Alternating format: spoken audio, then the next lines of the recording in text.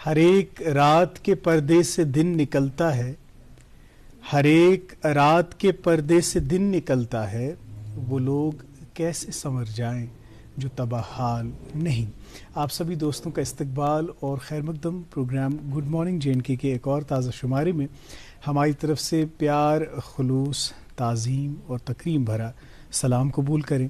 अपने सभी देखने वालों के लिए, अपने नाजरीन के लिए हमेशा की तरह, हर रोज़ की तरह हमारे लबों पर यही दुआ कि आप लोग जहाँ कहीं भी रहें खुश खुरम रहें, बसत सलामत रहें, बखैर आफ़ियत रहें और ज़िंदगी के मामलात में रवां दवा रहें। नाज़रीन मोहतरम, एक और नया दिन और हर एक ज़िंदगी का नया दिन बहुत सारे इम्कानात लेकर आता है। अल्लाह ताला करे कि इस दिन में छुपे तमाम इम्कानात का हम भरपूर फ़ायदा उठाएं, अपनी नेक सोच से, मजबूत इरादों से और हौसले से। आज प्रोग्राम में आपके साथ मैं रहूँगा, काजी मोहम्मद अमार, और मेरा साथ निभाएंगी मेरी साथी मेज़बान फ़रा ज़ैदी। अस्सलाम वालेकुम फ़रा। वालेकुम अस्सलाम। कैसे हैं आप अमार? खैरियत से? बिल्कुल, आप कैसे हैं? अल्हम्दुलिल्लाह बिल्कुल ठीक। पहले तो आपको बहुत बहुत मुबारक, हाल ही में आप शादी के खूबसूरत बंधन में बंध गए। बहुत शुक्रिया, बहुत शुक्रिया फ़रा।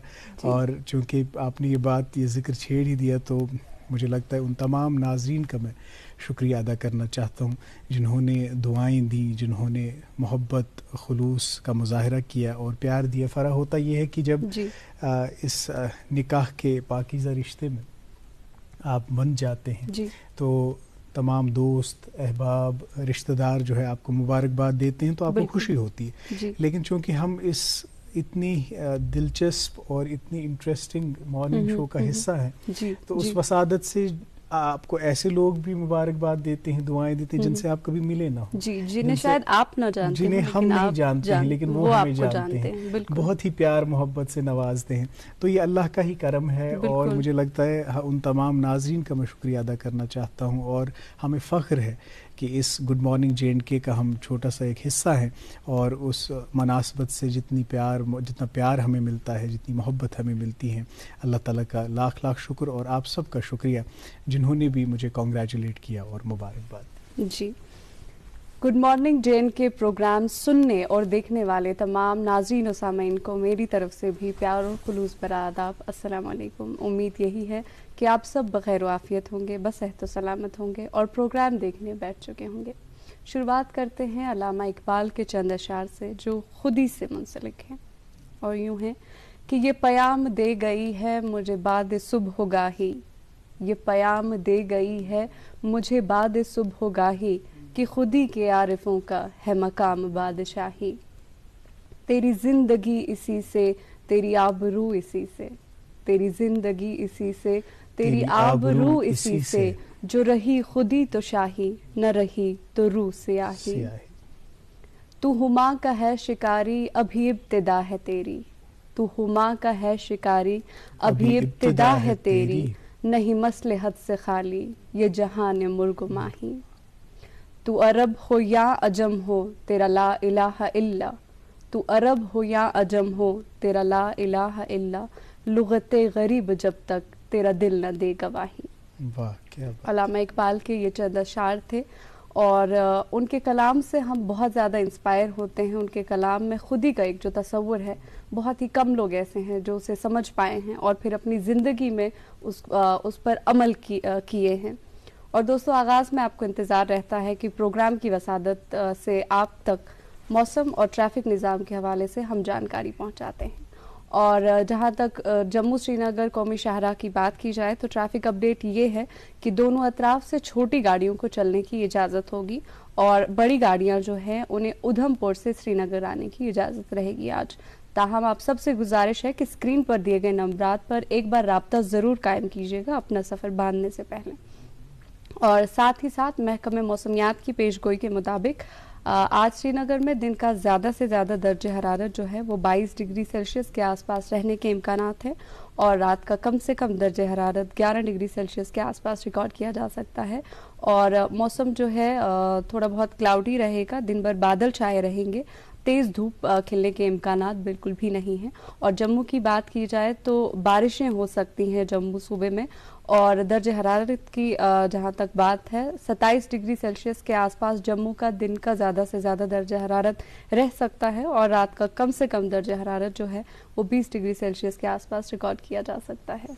जी बहुत शुक्रिया फ़रा। मौसम और शाहराओं का हाल आपने उससे जुड़े अपडेट्स जो है हमारे नाज़रीन तक पहुँचाए। नाज़रीन मोहतरम ये इल्मस मज़ तज़ प्रोग्राम दस तुलान कशर मौसीकी सारी कशर मौसीकी बोजन तो वुचन पसंद करान। अस हमेशा कुन नत कुन मुद्र बाथुक इंतखाब थोमुत। आज डॉक्टर शाइस्ता अहमद जी आवाज़ मज अकि सठी पुरकैफ तो सुरूर बख्श नगमुक एहतमाम थोम। ये बोजो वुचो तम पत करो पनिस मोअज़्ज़ज़ मेहमान सहित मुलाकात। तो वुचान प्रोग्राम गुड मॉर्निंग JNK।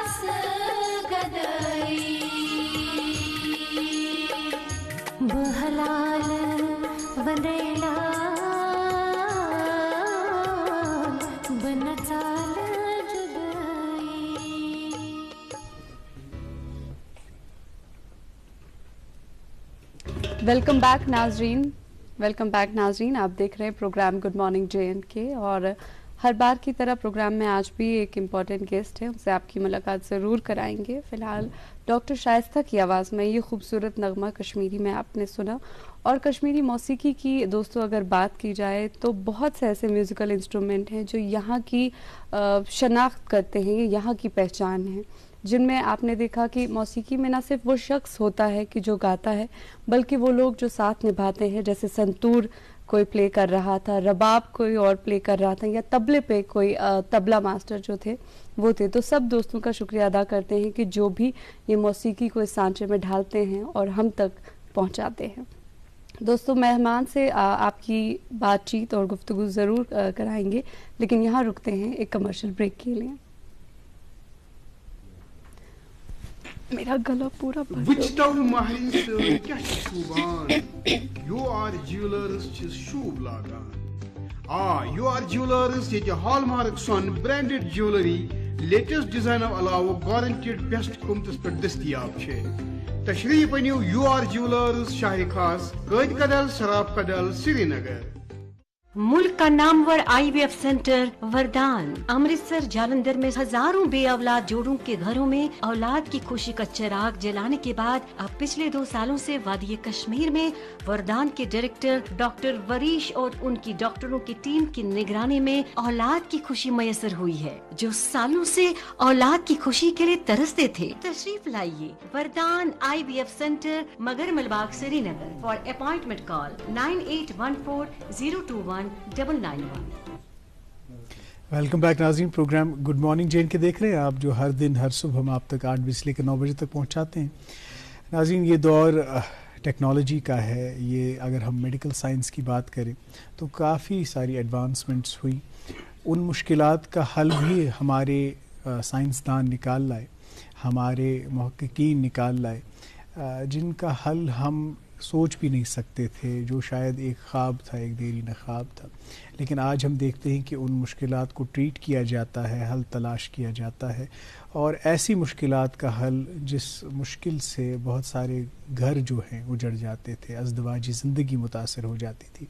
अभी आपने जो ऐड चल रहा था कमर्शियल, वरदान IVF क्लिनिक का जिक्र आपने सुना, तो आप हर दिन ही, आज जो हमारे गेस्ट हैं उनको आप हर दिन ही देखते हैं उन एड्स की बदौलत, लेकिन आज बनफ्स नफीस वो हमारे प्रोग्राम में तशरीफ़ फरमा है।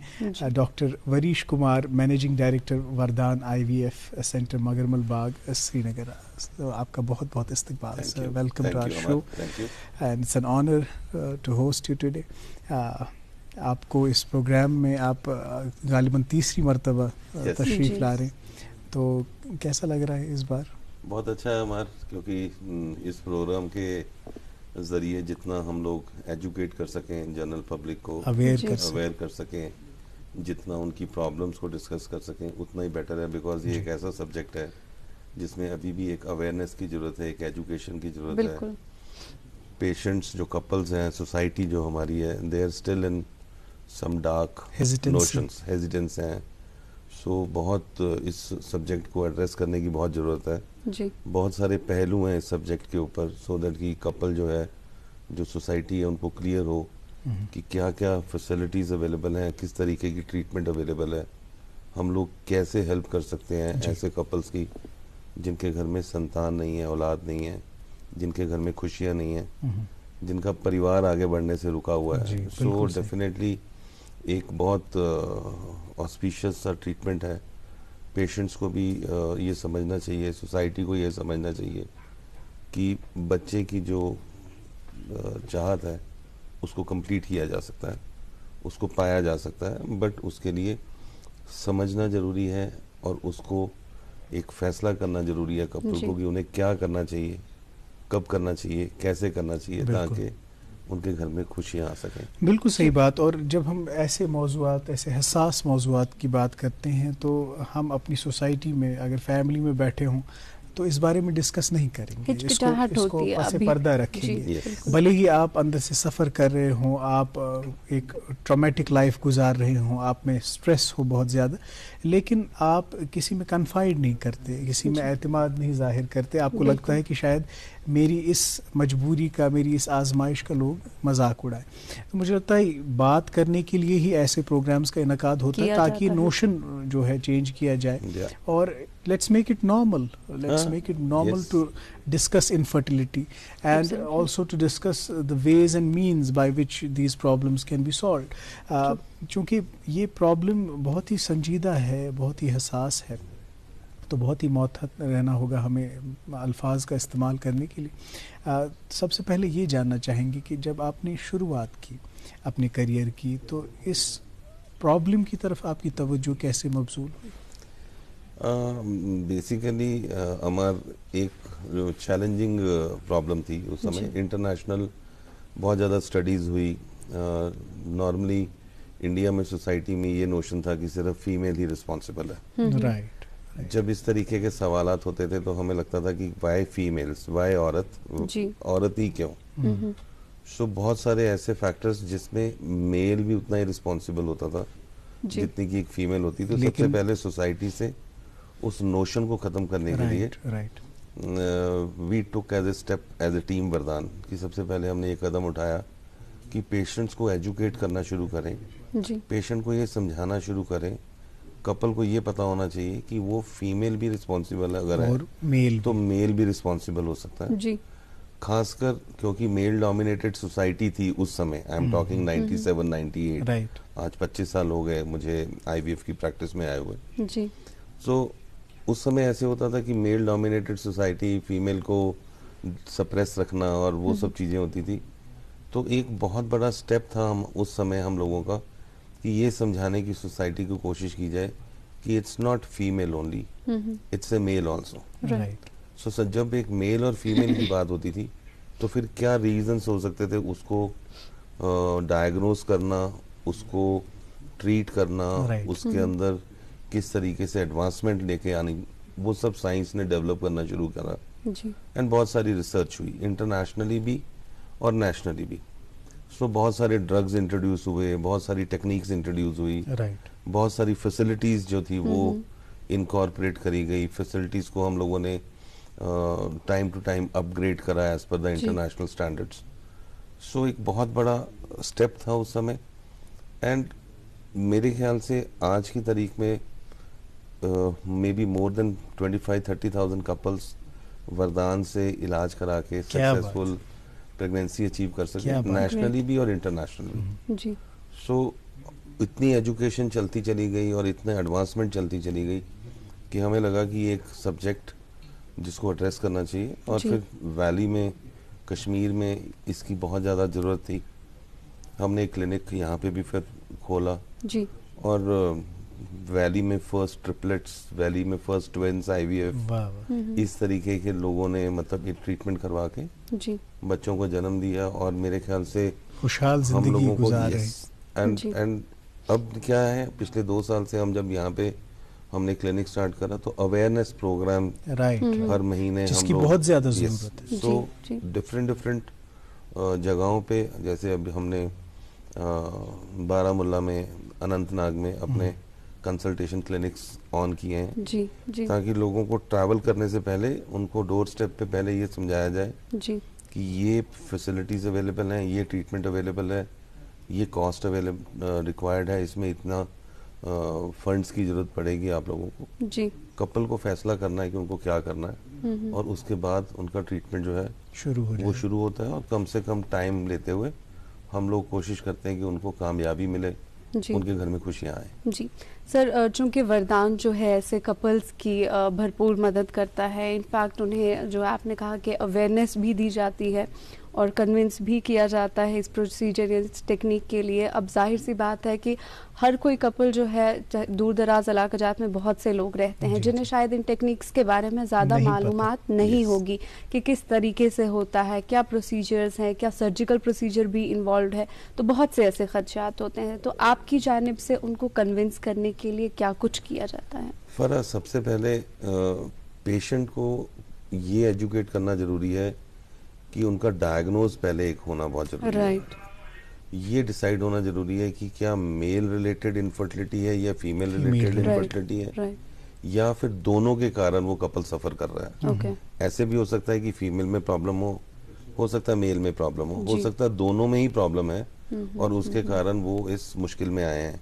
जी सो डायग्नोज होना पहले जरूरी, और उसका फिर इलाज क्या है, क्या हमें कोई इंटरवेंशन प्रोसीजर, कोई सर्जिकल प्रोसीजर करना चाहिए जिसकी ज़रूरत कम पड़ती है। बिकॉज अब इनफर्टिलिटी में इतनी एडवांसमेंट हो चुकी है इस ट्रीटमेंट में कि बहुत ज़्यादा सर्जिकल प्रोसीजर करने की ज़रूरत इन्वॉल्व नहीं नहीं है। होते हैं। खासकर पहले लोग, जैसे ट्यूब बंद है तो ट्यूब को खोलने का ऑपरेशन, जी फैलोपियन ट्यूब। जी ज़रूरत नहीं है उसको खोलने की या उसको ऑपरेट करने की, बिकॉज किसी भी सर्जरी से 10 to 15% फीमेल्स में उसको ट्यूब्स को खोला जा सकता है। जी 80-85% फीमेल्स में ट्यूब्स का ऑपरेशन करने के बाद भी ट्यूब्स नहीं खुल सकती और नहीं खोली जा सकती। जी जी सो जब इस तरीके का प्रोसीजर IVF अवेलेबल है तो अननेसेसरली एक ट्यूबल फैक्टर को इवेलुएट करने के लिए या खोलने के लिए एक सर्जरी करने की जरूरत नहीं है।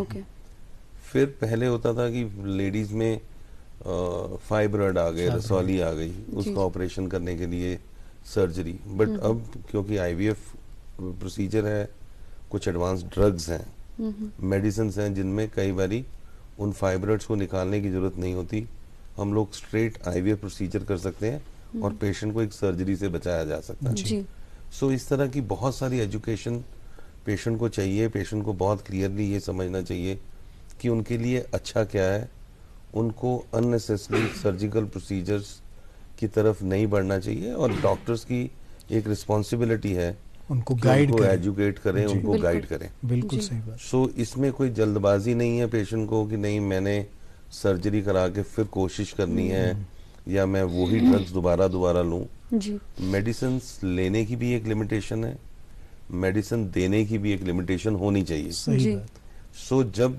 मेडिसिन लेने की लिमिटेशन है तो डॉक्टर्स को ये भी समझना चाहिए या हमें ये एजुकेशन देनी चाहिए कि एक पर्टिकुलर ड्रग से अगर 6 महीने में उनको कोई प्रॉब्लम उनकी सॉल्व नहीं होती जी तो उनको मेडिसिन रोक देनी चाहिए और वो प्रोसीजर पे आ जाए। राइट। सो किस तरह का प्रोसीजर उस पेशेंट में करना चाहिए, किस तरह का प्रोसीजर उनके लिए बेस्ट अवेलेबल है, इसके लिए भी एक एजुकेशन की जरूरत है। Right. Right right. So Kashmir में हम लोगों ने कई बार देखा कपल को, लेडीज को एग बनने वाली दवाई जो है उन्होंने 2-2 साल 24 मंथ्स तक भी एक लेडी ने एग बनने वाली दवाई खाई, कईयों ने 3-3 4-4 बारी अपनी ट्यूब्स का टेस्ट करवा लिया। जी जी उसके बाद भी पेशेंट को कोई फायदा नहीं हुआ। और उन दवाइयों से साइड इफेक्ट्स भी होते डेफिनेटली दवाइयों के साइड इफेक्ट्स हैं। सो पेशेंट को ये एजुकेशन बहुत जरूरी है कि मेडिसिन की एक लिमिट है। जी गायनाकोलॉजिस्ट जो स्पेशलिस्ट डॉक्टर्स हैं उनको भी बहुत क्लियरली पता है कि अगर सपोज 6 महीने के बाद भी अगर उस लेडी को या उस कपल को सक्सेस नहीं मिला है प्रेगनेंसी अचीव करने में, जी तो दे शुड स्टॉप। ओके एक एंड होना चाहिए। प्रोसीजर के बारे में एजुकेट किया जाए, उनको ये भी समझाया एक जाए ऑप्शन है। यस कि ये भी ऑप्शन है, और ये भी नहीं होता फिर ये यही ही ऑप्शन है। जी क्योंकि भी तो सब कुछ हो चुका, अब जी। ये ही वाला जो ऑप्शन मींस क्या उनको प्रोसीजरल ट्रीटमेंट चाहिए, क्या इनको सर्जिकल इंटरवेंशन चाहिए, क्या उनको एडवांस ड्रग्स एंड मेडिसिन चाहिए, जी क्या उनको अपनी इन्वेस्टिगेशंस जो हैं उसको और आगे बढ़ाते हुए उनका ट्रीटमेंट होना चाहिए। सो ये सारी चीजें जो हैं उनके ट्रीटमेंट का एक जाता है। बिल्कुल और हमारी कोशिश बिकॉज लेट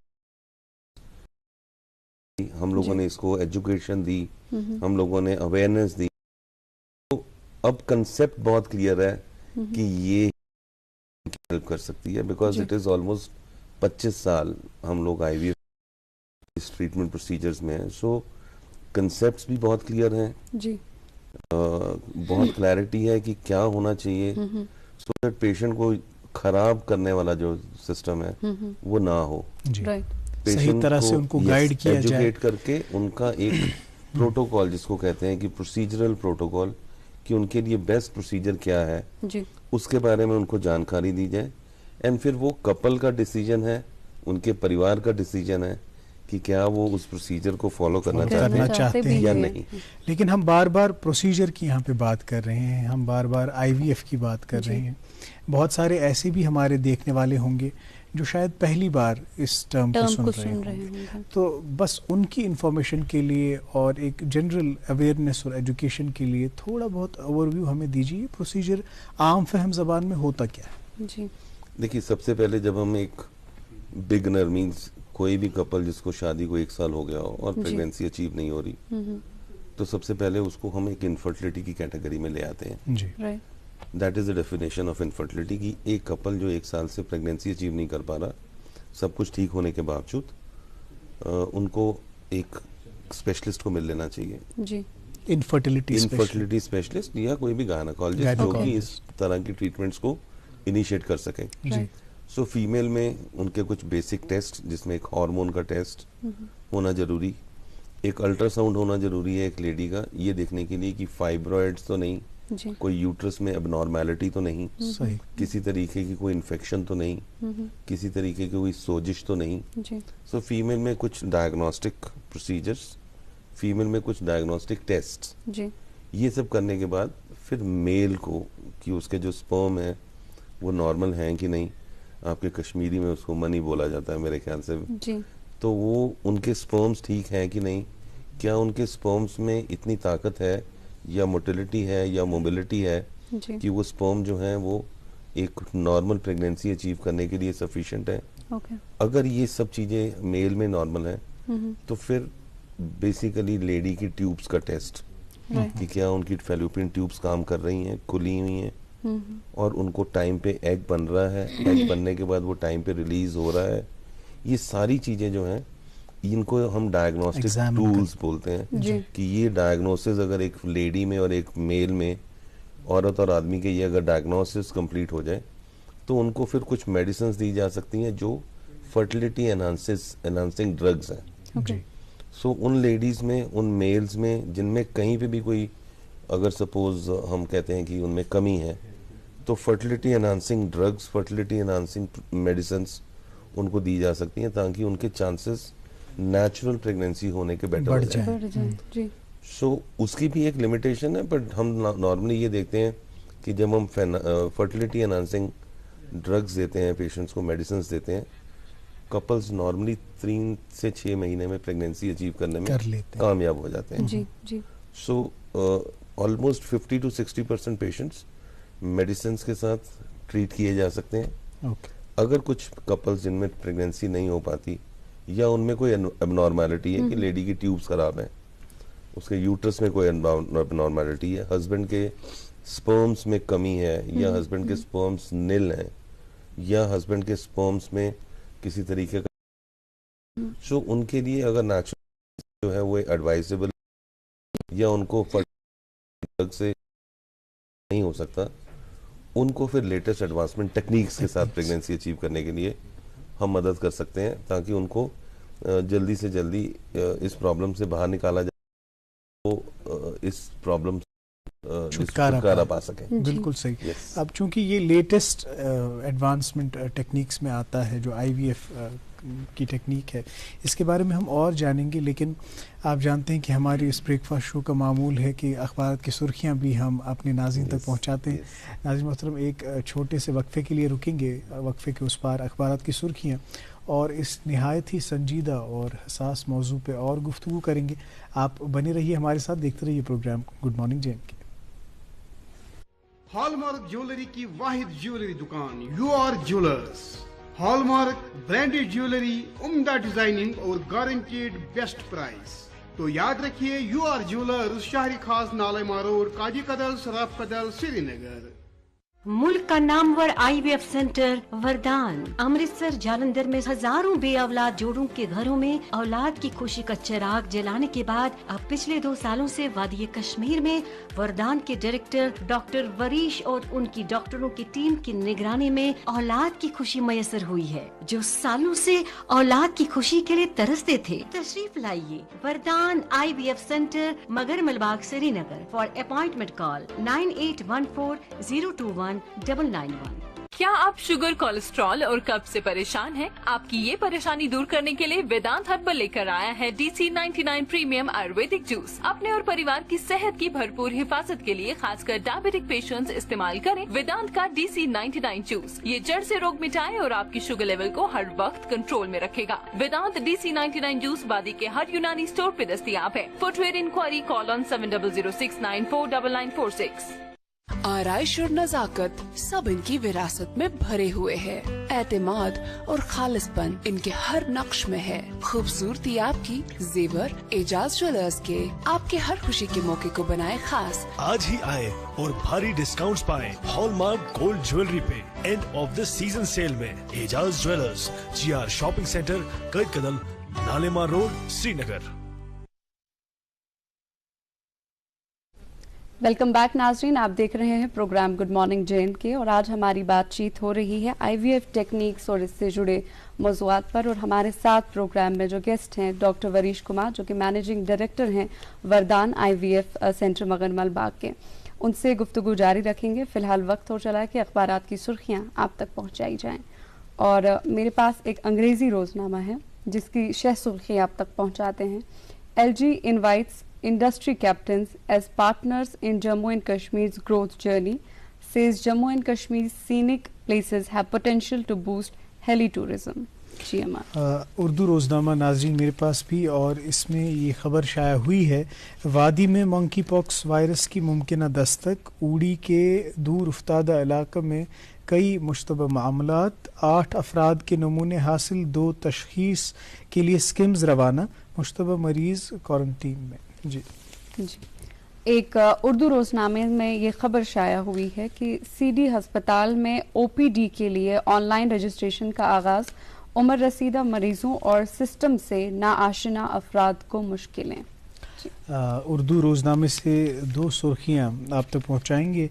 पहली सुर्खी ईद मिलादुन्नबी सल्लल्लाहु अलैहि वसल्लम के सिलसिले में दूसरे रोज़ भी रूह परवर मजालिस का इनकाद, आसार शरीफ हजरत बल और शहरी कलाशपुरा में बड़ी तकरीबात। दूसरी सुर्खी श्रीनगर जम्मू शाहरा पर ट्रैफिक पुलिस और दीगर मुतल्लिकीन के हंगामी इक़दामात, मेवाजात से लदे 8,820 ट्रकों की रवानगी। खैर ये बहुत देर से ये प्रॉब्लम जो थी लिंगरिंग थी, और इसमें हंगामी इक़दामात उठाए हैं और हमारे फ्रूट ग्रोवर्स को राहत मिली है। इसके लिए एडमिनिस्ट्रेशन का बहुत बहुत शुक्रिया। जी। एक मकामी अंग्रेज़ी रोज़नामे में ये खबर शह सुर्खी की तौर पर शाया है कि Srinagar terminal to be expanded thrice at ₹1500 crore, Sky India, government's decision of decreasing VAT on airplane fuel from 26.5% to 1% increased air connectivity to Jammu and Kashmir, LG. अंग्रेज़ी रोज़नामा है नाज़रीन मेरे पास और इसमें से दो सुर्खियाँ आप तक पहुँचाएंगे। Tourism secretary reviews Patnitop development authority master plan, all aspects of master plan discussed in detail. एक और ख़बर इसी अखबार में शाया हुई है, union joint secretary fisheries reviews PMMSY other schemes at Anantnag. जी, और एक आखिरी उर्दू अखबार है मेरे पास जिसमें ये खबर शाया हुई है कि सूबाई कमिश्नर ने मौसम सरमा के लिए तैयारियों का जायजा लिया, तमाम महकमों को सलाहियतों में इजाफा करने और वसाइल बढ़ाने की हिदायत। जी, आखिरी अंग्रेजी रोजनामा मेरे पास भी और इसमें बॉटम स्प्रेड में वी द पीपल उन्वान के तहत ये खबर शाया हुई है, outbreak of lumpy skin disease has become consuming cattle in India, so government must mobilize its resources to curb menace on priority basis। अखबार की सुर्खियाँ हमने आप तक पहुँचाई। अब प्रोग्राम में वक्त हुआ चाहता है हम गुड मॉर्निंग एजुकेशन का सेगमेंट आप तक पहुँचाएँ। आज देखते हैं कि तारिक मरगूब साहब ने किस मौजू का इंतखाब किया है, उसके बाद अपने मेहमान से गुफ्तगू जारी रखेंगे।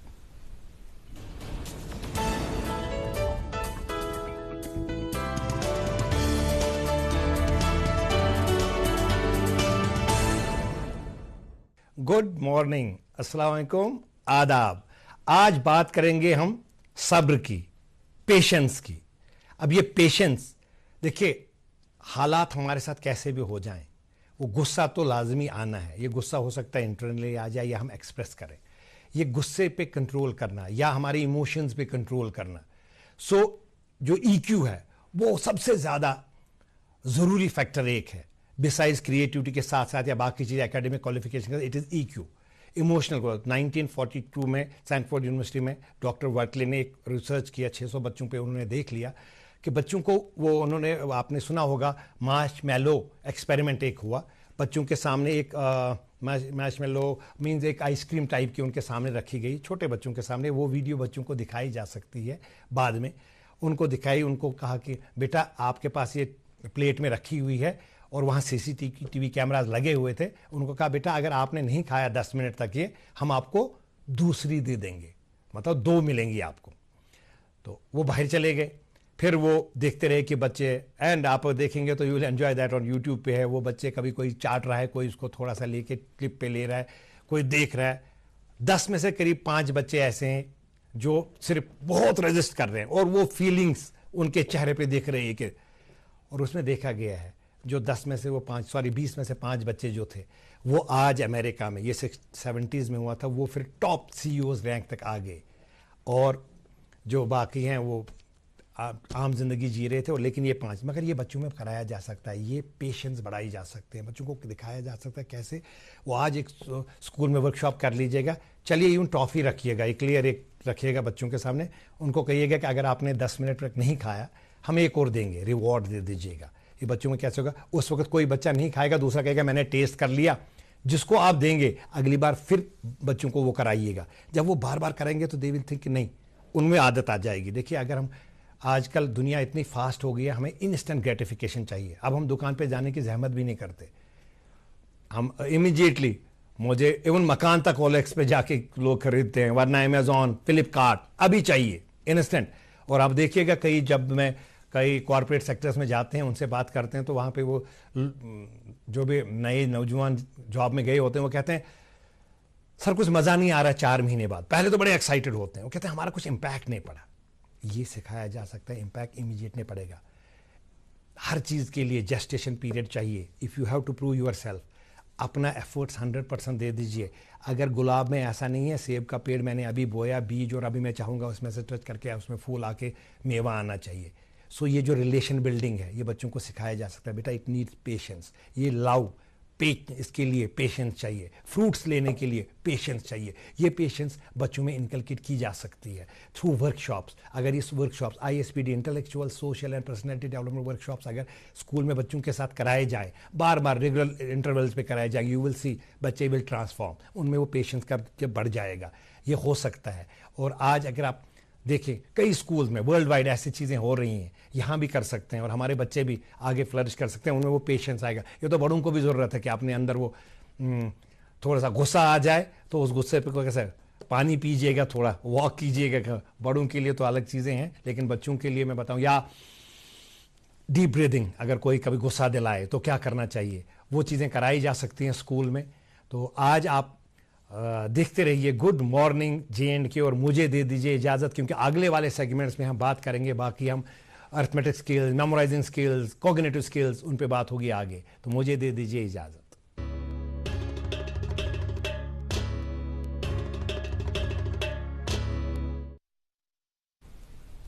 वेलकम बैक नाजरीन, गुड मॉर्निंग एजुकेशन सेगमेंट आप देख रहे थे और शुक्रिया अदा करते हैं तारिक साहब का कि बहुत ही खूबसूरत अंदाज में वो बच्चों के साथ तबादले ख्याल करते हैं।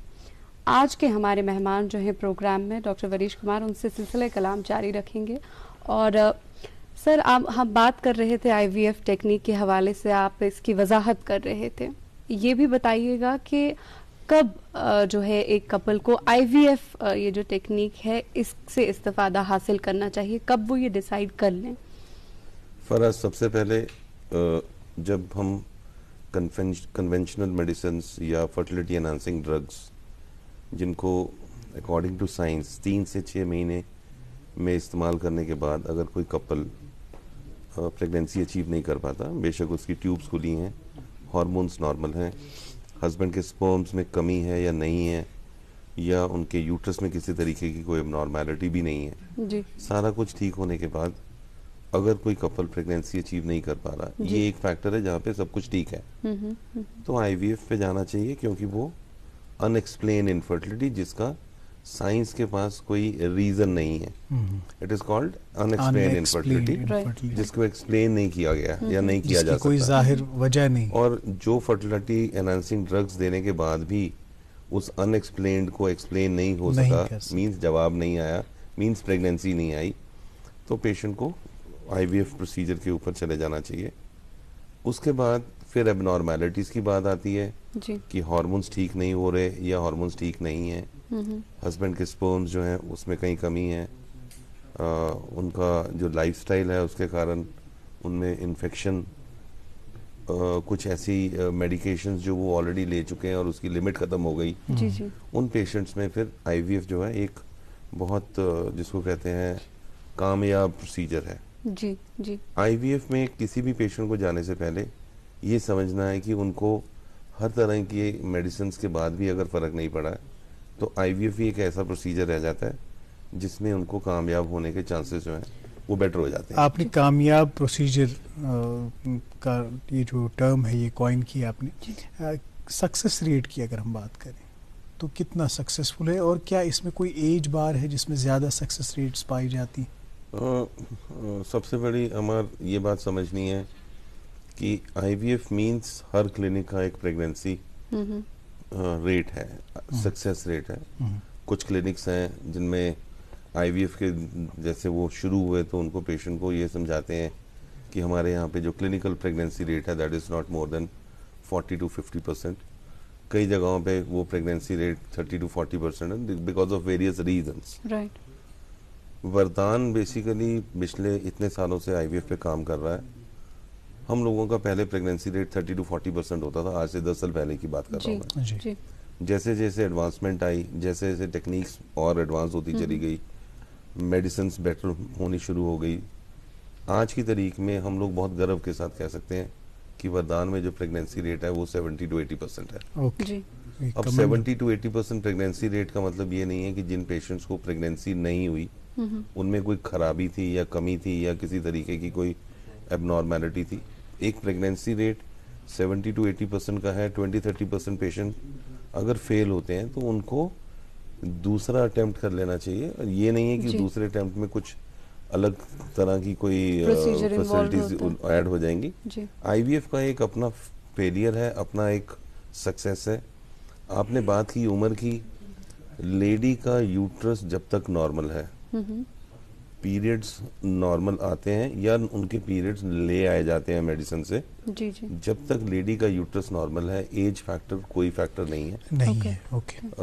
अब क्योंकि ICMR की गाइडलाइंस आ गई हैं कि किसी भी लेडी को 50 ईयर के बाद IVF पे या किसी भी प्रोसीजर पे नहीं ले जाया जा सकता, बट वरदान में हाईएस्ट जो एज रही वो 63 ईयर्स रही। Wow, great. सो 63 ईयर की लेडी ने भी IVF से प्रेगनेंसी अचीव की। क्या बात है जी। एज फैक्टर नहीं है, यूट्रस का नॉर्मल होना जरूरी है जी, हार्मोन्स का नॉर्मल होना जरूरी है, स्पर्म का नॉर्मल होना जरूरी है जी। और 50 इयर्स की एज तक कोई भी कपल लेडी जो है वो प्रेगनेंसी अचीव करने में कामयाबी हासिल कर सकती है।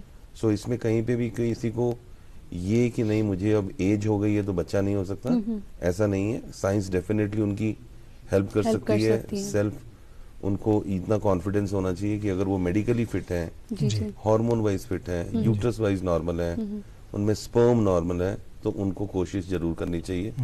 और बहुत सारे ऐसे कपल्स जिनको प्रेगनेंसीज हुई हैं इस एज में जाके भी। बिल्कुल। और कुछ इसके अलावा भी कुछ मिथ्स हैं जिनको बस्ट करना ज़रूरी है। वो ये कि it takes a toll on a woman's body, her mental health, बहुत ज़्यादा सेहत ख़राब हो जाती है अगर रिपीटेडली IVF प्रोसीजर्स के लिए हम जाएं, उस पर भी बात करेंगे। लेकिन एक आखिरी छोटा सा वक्फा है। नाज़रीन मोहतरम, छोटे से वक्फे के लिए रुकते हैं। यूं गए यूं आए। आप देखते रहिए प्रोग्राम गुड मॉर्निंग JNK। वुचतौ महरिन सन क्या छ शूबान, UR ज्वेलर्स छ शूब लागान। UR ज्वेलर्स ये हॉलमार्क सन ब्रांडेड ज्वेलरी लेटेस्ट डिजाइन अलावा गारंटेड बेस्ट कीमतस पे दस्तयाब छे। तशरीफ अनियो UR ज्वेलर्स, शाह खास, कैद कदल, शराब कदल, श्रीनगर। वेलकम बैक नाजरीन, गुड मॉर्निंग JNK प्रोग्राम देख रहे हैं आप, और डॉक्टर वरीश कुमार से हमारी बात हो रही है जो कि वरदान IVF क्लिनिक के मैनेजिंग डायरेक्टर हैं। सर, अमार ने अभी ब्रेक पे जाने से पहले एक बात छेड़ी कि बहुत से मिथ्स, बहुत स्टिग्मेटाइज्ड IVF एक टॉपिक है जिसे आमतौर पर डिस्कस नहीं किया जाता है। तो इस स्टिग्मा को कर्ब करने के लिए, इसको ओवरकम करने के लिए क्या कुछ जो है किया जाना चाहिए? और ये भी कि एक फीमेल की बॉडी में जब IVF प्रोसीजर बार बार किया जाता है तो बहुत सी सेहत बिगड़ जाती है या बॉडीली जो प्रॉब्लम्स है वो अराइज होती हैं। तो आप इस पर थोड़ा वजाहत कीजिए कि कैसे इसको एड्रेस बहुत किया जाए। इंटरेस्टिंग सा सब्जेक्ट क्वेश्चन है। सबसे पहली बात कि IVF में एक लिमिट, उसमें भी लिमिट है जी। नॉर्मली हम लोग देखते हैं कि 2-3 IVF साइकिल में 90% कपल्स जो है वो प्रेगनेंसी अचीव कर लेते हैं। सबसे पहली बात, IVF एक ऐसा प्रोसीजर है जिसमें बहुत सारे बॉडी में चेंजेस नहीं आते, बट कई फीमेल्स हैं जिनमें उसका एडवर्स इफेक्ट भी आ सकता है जी। हम लोगों ने ये देखा है कि 90% फीमेल्स जो हैं उनमें साइड इफेक्ट्स नहीं होते, बट कुछ मेडिसिन ऐसी हैं जिनको रोका जा सकता है, कम किया जा सकता है, या उन मेडिसिन का यूज ना करते हुए IVF प्रोसीजर किया जा सकता है और लेडी को किसी तरीके का कोई साइड इफेक्ट नहीं होता उससे। सो ये पेशेंट टू पेशेंट वेरी करता है, पेशेंट टू पेशेंट डिफर करता है जी। ये भी हो सकता है कि किसी पेशेंट को किसी ड्रग से एलर्जी है तो उसका यूज ना किया जाए या यूज ना हो और उनको उन ड्रग्स की यूसेज के बिना IVF प्रोसीजर पे लाया जा सके। या फिर कोई अंडरलाइंग एलिमेंट भी हो सकती है। यस, सो इसका फैसला जो है वो IVF स्पेशलिस्ट करे, उसका फैसला जो है एक मेडिकल स्पेशलिस्ट करे। एक बारी मेडिकली फिट है, एक फिजिशियन का कंसल्ट हो जाए, एक एंडोक्रोनोलॉजिस्ट का कंसल्ट हो जाए, इन 2 स्पेशलिटीज जो है स्पेशलिस्ट हैं उनका कंसल्ट हो जाए। अगर वो मेडिकली फिट है, एंडोक्रोनोलॉजिकली फिट है जी, तो डेफिनेटली साइड इफेक्ट्स आने के चांसेस नहीं होते हैं जी। एक और जो अहम सर मौजू है जहाँ पे सुई अटकती है वो है अफोर्डेबिलिटी, वो है पैसा। आप इस प्रोसीजर, ये तो कारगर प्रोसीजर है, कामयाब प्रोसीजर है, लेकिन फिर लास्ट में इस बात पे सुई अटकती है कि इसमें कितना पैसा खर्च होता है। तो हमें बताएं, क्योंकि हम दूर दराज इलाकों की बात करते हैं, हम समाज के हर तबके की बात करते हैं, तो सब इनफर्टिलिटी से जूझ रहे हैं। इसमें कोई ख़ास ये नहीं है कि ये मखसूस तबका या ये मखसूस पेशा इसमें इन्वॉल्व है, सभी इसमें इन्वॉल्व है। तो हमें बताएं कि अफोर्डेबिलिटी को बढ़ाने के लिए और इसको ज़्यादा अफोर्डेबल बनाने के लिए वरदान क्या कुछ कर रहा है और कितना नॉर्मली कितने चार्जेस लगते हैं? अमर, सबसे पहले हम लोगों को जानना है कि क्लिनिक का एक प्रोफेशनल चार्जेस जो हैं वो फिक्स है पेशेंट के लिए। IVF प्रोसीजर हो रहा है पेशेंट का तो पता है कि इस इतने पैसों में उनका सारा प्रोसीजर जो है वो एक क्लिनिक परफॉर्म कर सकती है। ओके। उसके बाद आता है कॉस्ट ऑफ ड्रग्स, जो कि एक बहुत इंपॉर्टेंट फैक्टर है जी। हर एक फैक्टर उसमें। अगर मेल में कमी है तो उसको भी मेडिसिन चाहिए, फीमेल में कमी है तो उसको भी मेडिसिन चाहिए जी। कुछ फीमेल्स ऐसी हैं, कुछ मेल्स ऐसी हैं जिसमें बहुत सारी मेडिसिन को यूज नहीं किया जाता कम कॉस्ट ऑफ ड्रग्स के ऊपर, बिकॉज एक ड्रग ही ऐसी, मेडिसिन ही ऐसी कॉस्ट है जो कि उनकी कॉस्ट को बढ़ा सकता है, उनकी कॉस्ट को कम कर सकता है। ओके। वरदान में हमने देखा कि जो इंटरनेशनली यूज करने वाले ड्रग्स हैं उनकी कॉस्ट थोड़ी सी ज्यादा जरूर है, बट प्रेगनेंसी होने के चांसेस जैसे मैंने आपको सक्सेस बताया रेट ज्यादा है। 70 to 80%। सो अगर पेशेंट के 5-10 हजार रुपए ज्यादा लग रहे हैं और उनको पता है कि जो उन पे मेडिसिन यूज हो रही हैं वो कारामद दे साबित आर हो सकती है। इंटरनेशनली रिकॉग्नाइज्ड ड्रग्स, जी। इंटरनेशनली रिकॉग्नाइज्ड मॉलिक्यूल्स जिनका यूसेज किया जा सकता है और उससे रिजल्ट्स बेटर हो सकते हैं, तो पेशेंट को फैसला जरूर कर लेना चाहिए कि कॉम्प्रोमाइज करके आईवीएफ करने से बेटर है कि उनको बेस्ट तरह से। Techniques, best drugs, best procedure और बेस्ट इनफर्टिलिटी क्लिनिक जी। का सिलेक्शन जो है वो करना जरूरी है। चाहिए। जी। जी। ये सब कुछ जो है वो एक कपल के ऊपर डिसीजन है। वरदान में जो सबसे पहली हेल्प जिसने आप, जैसे आपने पूछा कि क्या हेल्प करते हैं वरदान में, वरदान की सबसे पहली जो हेल्प है वो है पेशेंट की कॉस्ट को मिनिमाइज करने की, ओके। राइट। कि हम किस तरह से इंडियन इकोनॉमी में रहते हुए, बिकॉज बहुत ज्यादा पैसा नहीं है हमारी इकोनॉमी में, because this is a desired treatment, this is not a life saving treatment. जी। आपकी एक जरूरत है, ख्वाहिश है, आपकी जरूरत जरूर है, बट वो एक जिसको कहते हैं इम्पोर्टेंट नहीं है, because it's not a life threatening life treatment. Right. Right. So पहले सबसे पहले कपल को एजुकेट करना, उनका डायग्नोज बनाना, उनको पहले दिन ही कॉस्ट समझा देनी। अब कल जैसे मेरे पास एक कपल आया तो मैंने उसको बोला कि आपको इतनी कॉस्ट में हम हेल्प करते हुए आपका आईवीएफ करेंगे, जी। आप पहले अपने पैसों का इंतजाम कीजिए, आप अपने फाइनेंसेस को पहले अरेंज कीजिए। ये ना हो कि हमने आपका ट्रीटमेंट स्टार्ट कर दिया और आप इस प्रेशर में आ जाएं, इस स्ट्रेस में आ जाएं कि मेरे पास तो इतने पैसे नहीं थे और मैंने ये ट्रीटमेंट शुरू कर लिया। आप पहले ही स्पेसिफाई करते हैं कि इतने amount. Yes, so that is the help day one. हम लोग कपल को समझाते हैं, परिवार के जो कुछ मेंबर्स भी कई बार आते हैं कि फादर आ गए हैं या मदर आ गए या ब्रदर आ गए, उनकी भी काउंसलिंग करते तो हैं। उनको भी समझाना जरूरी है कि आप पहले अपना फंड्स अरेंज किए, जी। जी। फंड्स को पहले देखें कि कहाँ से आप अरेंज कर रहे हैं। जी। बिना किसी प्रेशर में आए हुए आपको ये ट्रीटमेंट लेना है और ये आपका टाइम ड्यूरेशन इसमें चाहिए, इतने टाइम में आपका प्रोसीजर जो है उसको कंप्लीट किया जाएगा। जी। और आपको अपना जो ट्रीटमेंट है उसको समझना ज़्यादा ज़रूरी है, एज कम्पेयर टू कि मैं उधर से भी दवाई खा लूँ, वहाँ से भी दवाई खा लूँ और ultimately they land nowhere. Right. So that is the most important thing जो कि एक कपल को समझनी है। और डे वन पे वरदान की कोशिश कि हम ऐसे कपल्स को सबसे पहले कॉस्ट, टाइम रिक्वायर्ड और डायग्नोज क्या है, क्यों आईवीएफ पे जाना चाह रहे हैं हम जी, लोग जी। उन केसेस में, ये समझना जरूरी है। सो डेफिनेटली पेशेंट की कॉस्ट को कंट्रोल में रखते हुए आईवीएफ प्रोसीजर किया जा सकता है। जी। जी सर, चूंकि आईवीएफ या जितने भी प्रोसीजर्स अभी ग्लोबली जो है रिकग्नाइज्ड और इस्तेमाल में लाए जाते हैं कंसीव करने के लिए, उन सब की बात तब आती है जब इनफर्टिलिटी एक फैक्टर जो है वो इंडिकेट होता है कि देयर इज़ इनफर्टिलिटी। और जहाँ तक आज के लाइफस्टाइल के हवाले से बात की जाती है, खासकर लड़कियों में जो है अर्ली स्टेजेस में जो है पॉलिसिस्टिक ओवरीज जो है डेवलप हो जाती हैं, विच इज़ ऑल्सो कॉज के इन लेटर स्टेजेस अगर आप कंट्रोल नहीं करते हैं अपने लाइफस्टाइल को, डाइट को, तो that can be a cause of infertility. तो इस हवाले से थोड़ी जानकारी दीजिए कि क्या ऐसे लाइफस्टाइल्स हैं जो आज की रोज़मर्रा ज़िंदगी में आप अपना सकते हैं खुद को जो है प्रॉपरली मेंटेन करने के लिए, फर्टाइल रहने के लिए। फरा एज ए फीमेल एक बहुत अच्छा सवाल है। सबसे पहले जो लाइफस्टाइल है वो मेल को भी इफेक्ट कर सकता है, फीमेल को भी। फीमेल बिल्कुल सबके लिए यकसा है। पॉलिसिस्टिक ओवरीज एक बेसिक इंडिकेशन है इनफर्टिलिटी की, एक प्रॉब्लम एक है।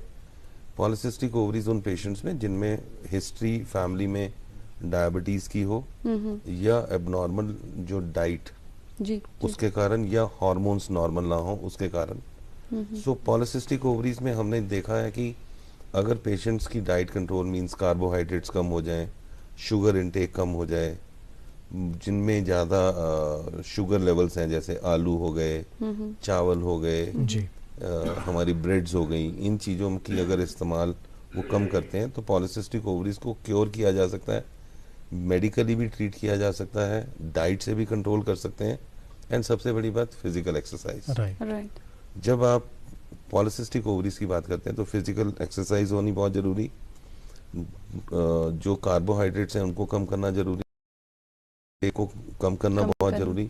सो इन चीज़ों से डेफिनेटली एक लड़की को या एक फीमेल को सबसाइड किया जा सकता है before we go for a drug induction of polycystic ovary का ट्रीटमेंट। बिल्कुल सही। सो पीसीओ में डेफिनेटली बहुत सारे ऐसी चीजें जिनमें मेडिसिन देने के बिना उसको ट्रीट कर सकते हैं, राइट। और उसमें पेशेंट्स को नॉर्मली 60 to 70% फीमेल्स में उससे फायदा होता है। जी। डायबिटिक जो जीन्स हैं उसमें पॉलिसिस्टिक ओवरीज होने के चांसेस एक नॉर्मल फीमेल के से ज़्यादा है हमेशा। बिल्कुल सही। सो जिन फीमेल्स में जिन परिवारों में डायबिटीज़ है और वो एक लड़की में आ गई है तो डेफिनेटली डाइट एंड लाइफस्टाइल, ये दो चीजें उनकी हेल्प जरूर कर बिल्कुल। सकती और हैं। बहुत सारी ऐसी रिसर्चेस भी सामने आई हैं Yes. जिससे ये पता चला है कि स्ट्रेस या फिर लैक ऑफ फिजिकल एक्टिविटी ये इनफर्टिलिटी को बढ़ाते हैं। और हम देख रहे हैं आजकल जो हमारा सेडेंटरी लाइफस्टाइल है, गाड़ी में हर जगह जाना और फिजिकल एक्सर्शन बहुत कम है, तो उस वजह से भी इनफर्टिलिटी रेट्स जो हैं बढ़ गई हैं। खैर, जो आपकी इस क्लिनिक का नाम है ना, बहुत खूबसूरत, वरदान।